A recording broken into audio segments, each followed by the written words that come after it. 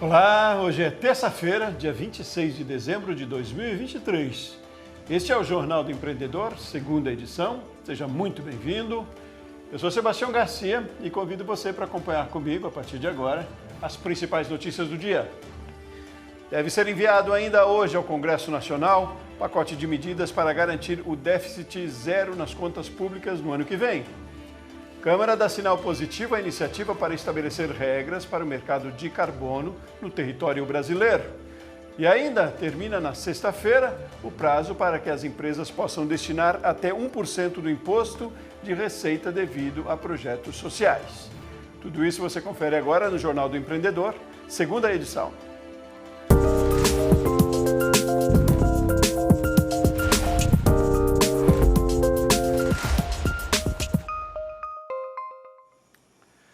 Os economistas do mercado financeiro reduziram a expectativa de inflação para este ano e para 2024.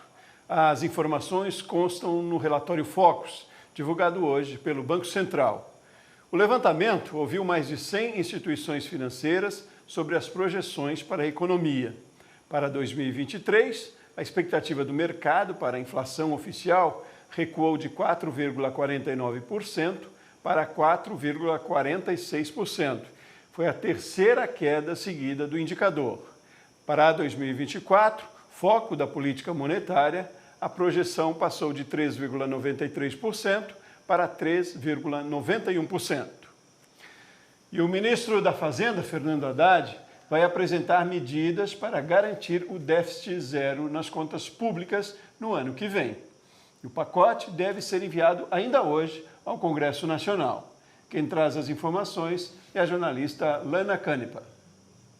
Vamos recapitular aqui. No dia 14 de dezembro, o Congresso Nacional derrubou o veto do presidente Lula. Tinha sido feito com orientação da equipe econômica a desoneração, a prorrogar até 2027 a desoneração. Então, está valendo. Os 17 setores que respondem por 9 milhões de carteiras assinadas no país continuam tendo a possibilidade, até 2027, de substituir o pagamento de imposto na folha de pagamento, 20%, por entre 1% e 4,5% da receita bruta. Então, assinar uma carteira fica mais barato, tanto que as contratações com emprego formal avançaram mais dentre esses 17 setores do que nos que não têm o benefício da desoneração.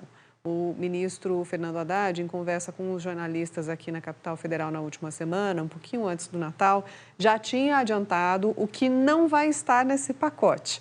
Então, ele disse, por exemplo, que não vai tratar de imposto de renda, de mudanças no imposto de renda para compensar o que o governo vai ter que tirar do caixa para pagar essa desoneração.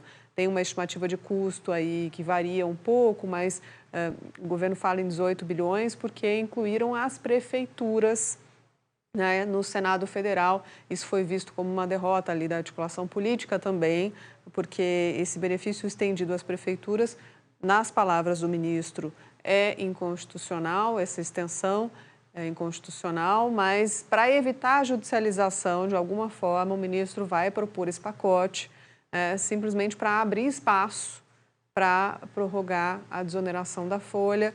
Então, os detalhes dessas medidas todas vão ser anunciados por ele aqui na capital federal, mas o que a gente já sabe é que esse pacote vem compensando a desoneração e pode também propor uma solução mais permanente, que seria uma reoneração gradual desses 17 setores, já previsto em lei, para uma transição a partir de 2027. Então, a conferir, vamos ver. O que a gente sabe é que é uma medida que, como não veio uma proposta a ser negociada pelo governo com o Congresso Nacional com alguma antecedência, o que esses setores defenderam e conseguiram, com o apoio de muitos parlamentares, foi manter esse benefício até 2027. E a Câmara dos Deputados deu um sinal positivo à iniciativa que visa estabelecer regras para o mercado de carbono no território brasileiro. Na quinta-feira foi aprovado o projeto que tem como objetivo estabelecer limites para as emissões de gases do efeito estufa por empresas.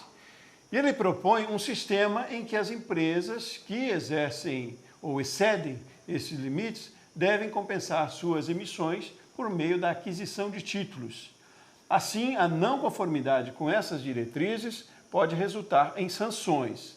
Já as companhias que não atingirem esses limites vão ser beneficiadas e elas vão receber cotas negociáveis nesse mercado para vender com as empresas que precisam compensar suas emissões. A previsão é de que o texto seja votado no Senado no ano que vem. Depois do feriado de Natal, muita gente voltando a trabalhar hoje, uma terça-feira com cara de segunda, quando a produtividade é menor para a maioria. Isso traz apreensão no dia a dia do trabalhador. O instrutor Manuel Júnior explica que é preciso mudanças para uma semana de trabalho mais proveitosa e satisfatória. Vamos ver. Na segunda-feira, geralmente, quando chegamos no trabalho, nos deparamos com muitas coisas a fazer e, às vezes, passamos muito tempo organizando essas coisas, tentando ver o que vai priorizar. E quando percebemos, já é hora de tomar um cafezinho, já é hora de conversar com alguém, contar como foi o final de semana. E o tempo vai passando, daqui a pouco é hora do almoço, o tempo passou e praticamente não fizemos nada na segunda-feira de manhã. Segundo alguns estudos, 75% das pessoas falam que são menos produtivas na segunda-feira, justamente por isso que eu acabei de citar. E a coisa começa a funcionar melhor com relação à produtividade na segunda-feira à tarde, às vezes até de tardezinha.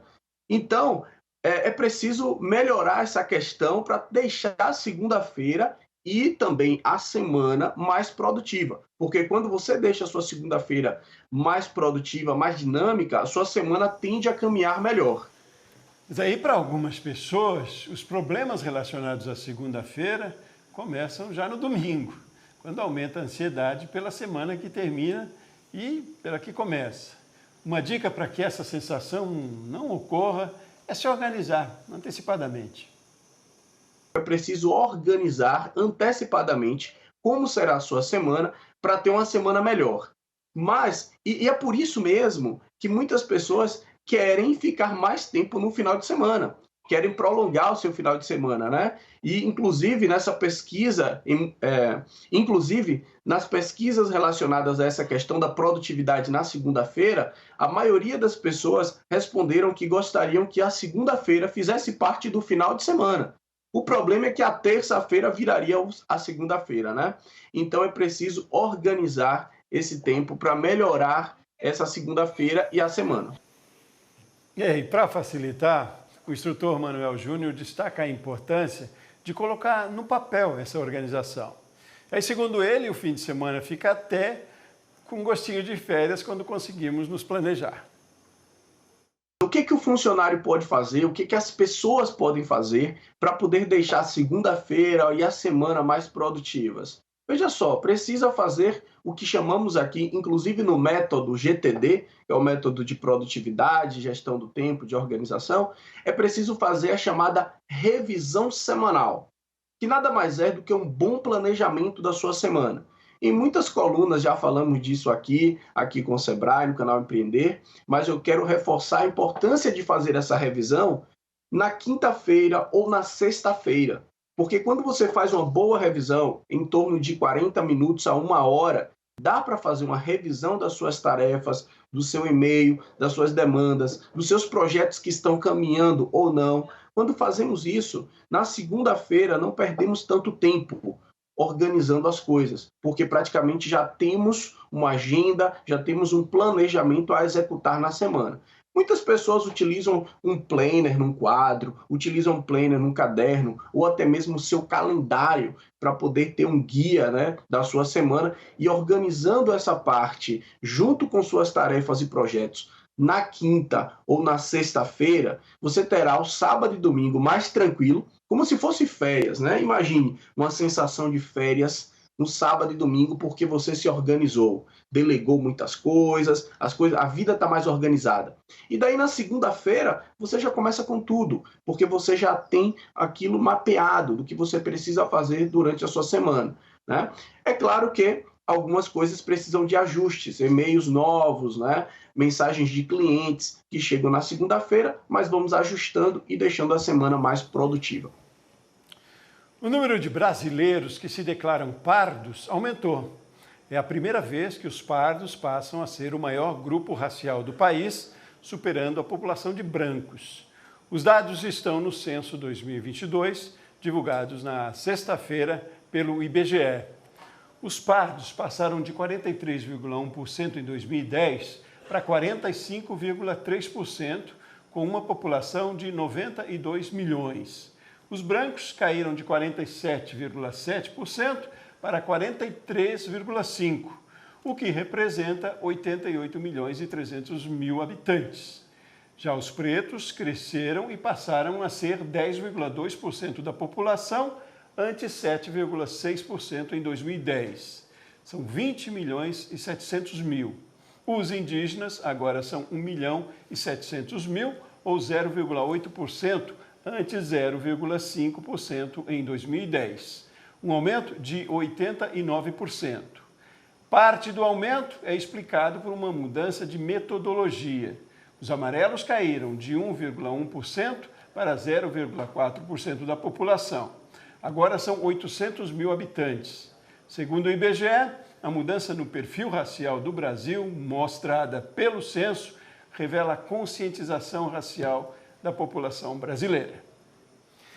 E até o dia 1º de janeiro, os brasilienses e os turistas que visitam a capital vão poder participar de um sonho de Natal. E o circuito natalino, que acontece em pontos turísticos da cidade, como a Esplanada dos Ministérios, a Praça do Buriti, sede do governo do Distrito Federal, e a Praça do Cruzeiro, onde foi celebrada a primeira missa na capital da República. A Vila Gastronômica é uma das atrações imperdíveis do evento. O local reúne diversos empreendedores de gastronomia, proporcionando aos visitantes uma experiência única. Além das delícias da Vila Gastronômica, o evento proporciona uma programação cultural e musical diversificada. Ao todo, serão 26 apresentações de teatro infantil, 14 bandas locais, 16 corais, 2 orquestras locais e 48 apresentações de DJs, garantindo entretenimento para todos os públicos. O evento reforça o espírito festivo e acolhedor da temporada, unindo sabores, cultura e entretenimento no coração de Brasília. A Vila Gastronômica está sendo realizada na Praça do Cruzeiro e é aberta ao público diariamente das 7 da tarde às 10 da noite até o dia 1º de janeiro. Já em São Paulo, o forte é o turismo de negócios. Gente que viaja para feiras e congressos e dá uma esticadinha no fim de semana na cidade. Mas agora, no fim de ano, a coisa muda. É gente que viajou para São Paulo para curtir não só o Natal, mas também o Réveillon e aproveitar outras atrações que a cidade oferece. Família em peso veio de Ourinhos, no interior paulista, passar o fim de ano na capital. Passear, né? Tem bastante opção para criançada, vai no shopping, vai ver museu, vai dar um giro na cidade, né? Este casal saiu do inverno de Nova York para curtir os últimos dias do ano no verão brasileiro. Eles explicam que é por causa do clima e das pessoas agradáveis. Lovely people. Na Avenida Paulista, parte da estrutura da festa de Réveillon já está montada. O evento, organizado pela Prefeitura, terá shows de Cláudia Leite, Zezé de Camargo e Chitãozinho e Chororó. O ponto forte de São Paulo é o turismo de negócios, que normalmente atrai visitantes nos dias de semana. E aí no sábado e domingo os hotéis ficam mais vazios. Mas no próximo fim de semana será diferente. A ocupação hoteleira média da Grande São Paulo será de 70%. A data que cai, o Natal, o Réveillon, a emenda dos feriados também ajuda muito. O poder aquisitivo, o poder de compra do público em geral que aumentou, também influencia. a chegada de turistas internacionais e de outros estados também ajuda. Então, é uma soma de fatores que, neste ano, está muito positivo. Os hotéis mais próximos da Avenida Paulista estão quase lotados. É nessa região que acontece a Corrida Internacional de São Silvestre, sempre no último dia do ano. Pepe vai passar o Réveillon em São Paulo para participar da prova. Como é a minha primeira vez que eu vou participar da São Silvestre, alguns amigos meus foram para o litoral, mas eu decidi ficar aqui, passar com a família e fazer a corrida pela primeira vez. Quem fica em São Paulo também encontra algumas padarias e restaurantes abertos durante a virada. Este estabelecimento criou um cardápio especial para o Réveillon. Tem contagem regressiva, tem champanhe, assim, a festa continua aqui. Começa e continua aqui, até de manhã.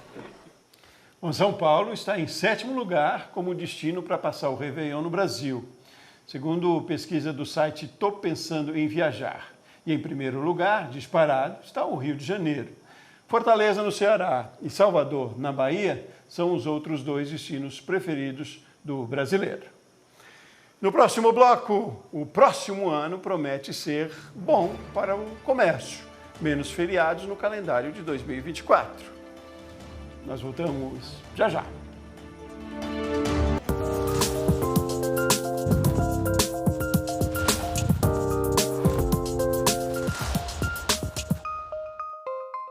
Onze horas e 49 minutos pelo horário de Brasília desta terça-feira, dia 26 de dezembro de 2023, e nós seguimos com o Jornal do Empreendedor, segunda edição.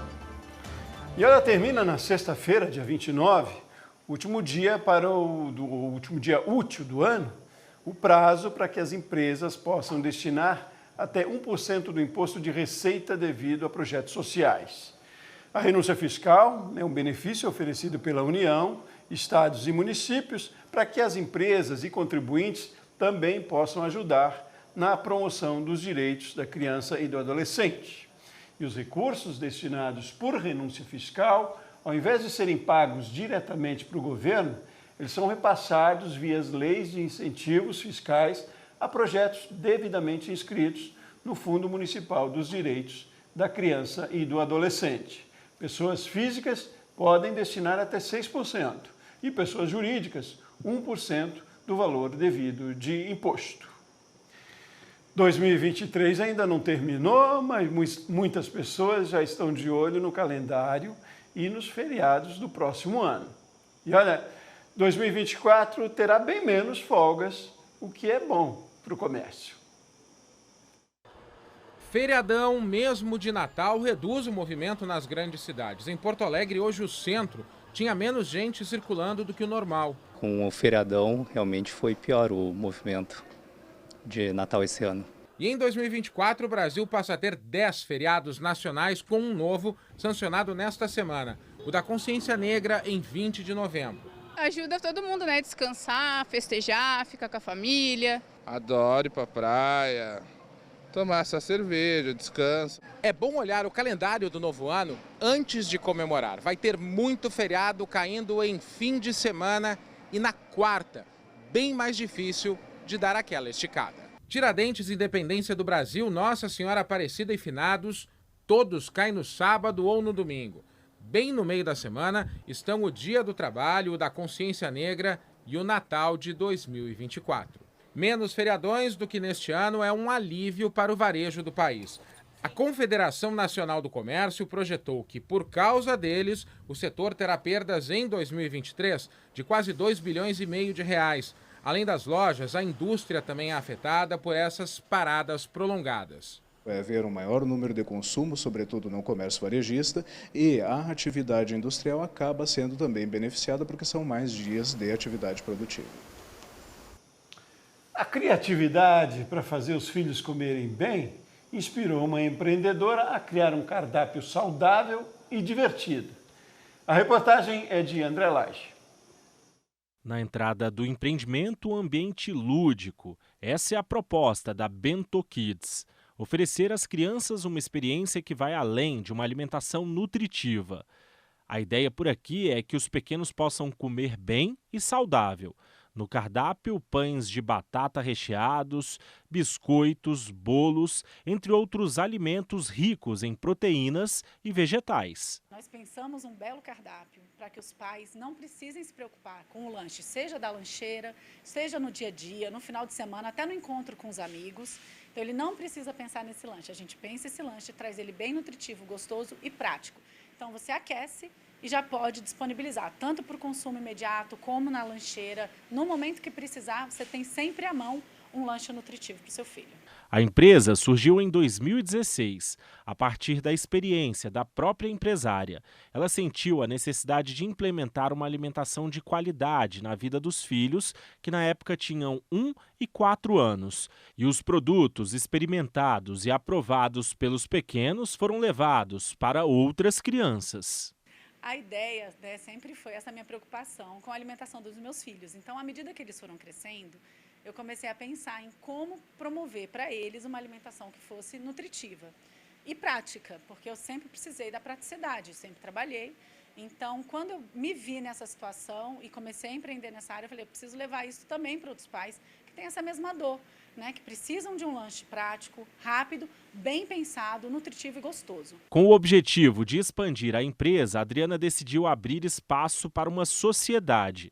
Em 2020, a Juliana, que é nutricionista, investiu no negócio e também se tornou dona do empreendimento.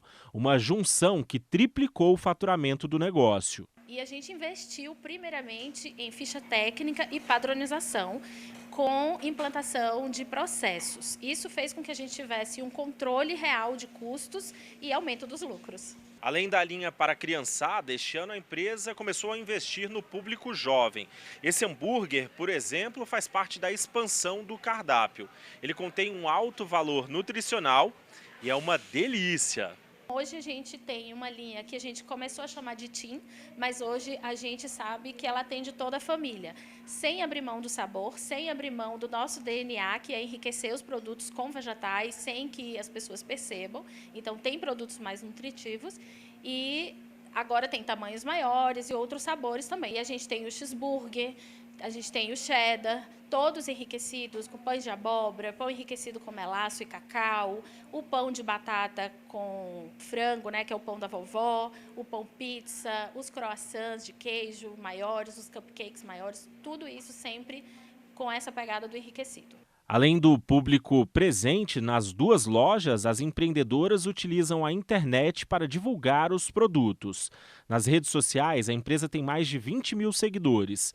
Os pedidos podem ser feitos na página por meio de um link, onde consta um cardápio com todas as informações nutricionais dos alimentos. Por dia são atendidas mais de 40 pessoas, entre o público online e o que visita a loja.